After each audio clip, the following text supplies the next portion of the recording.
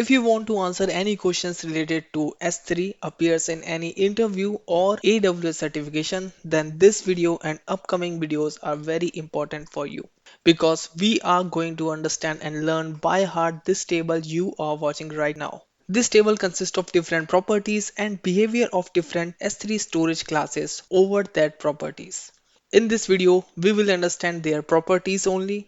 In next video, we will discuss first 4 buckets, then we will discuss the next 2 bucket, then I will share a trick to remember this table, and finally, we will see some interview questions and certification questions over these properties. I hope we are all set with our objective. Let's discuss that what are these properties. So the first property is minimum capacity charges per object. That is the minimum capacity that will be concluded and charged by AWS on keeping an object on S3. Let's say that the minimum capacity is 128 KB. So that means that even if you upload 1 KB of object on S3 bucket, you will be charged for 128 KB. So the next property is design for availability.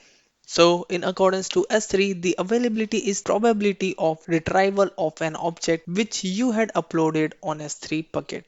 So if it is 99.99%, then we can say that there is only 0.01% chances that object which we had uploaded will not be available to us.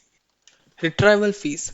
So for the retrieval of data we uploaded on S3, AWS charge us with some amount. Don't worry, it's not that much costly, but AWS do charge us for the retrieval of our data, and this differs according to the storage classes. Minimum storage duration charge. Let's say we upload our data on a particular type of storage class whose the minimum storage duration is 30 days.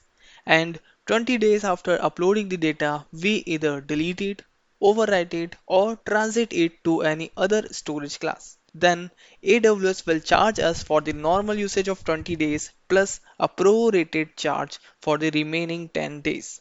The next property is first byte latency. Do you remember in one of the previous video we compared the storage classes with storing book at different location in your home.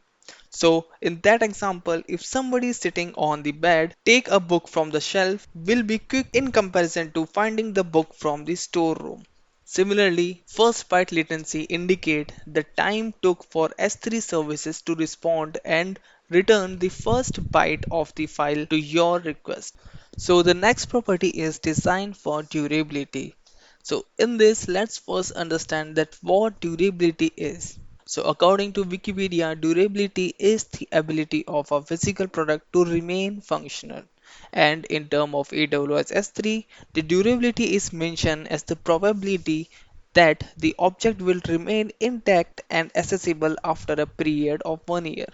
So if it is 99.9%, then there is only 0.1% chances that the object will be lost. Along with this, there are a few more properties which we will not discuss as they are self-explanatory by their name. So I hope after watching this video, you get an overview over the different properties defined for differentiating the storage classes. If not, then don't worry, in upcoming video, you will get a deeper insight over this. So thanks for watching this video and see you soon.